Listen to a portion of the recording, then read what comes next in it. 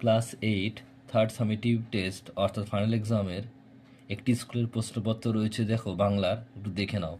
স্কুলের নাম হচ্ছে করুণা গার্লস হাই স্কুল এইচএস। তোমাদের ফুল মার্কস হচ্ছে 70, টাইম হচ্ছে 2 ঘন্টা 20 মিনিট। সাবজেক্ট হচ্ছে বেঙ্গলি। একের দাগে মোট 11টা এমসিকিউ টাইপ প্রশ্ন আছে, 11 নম্বর।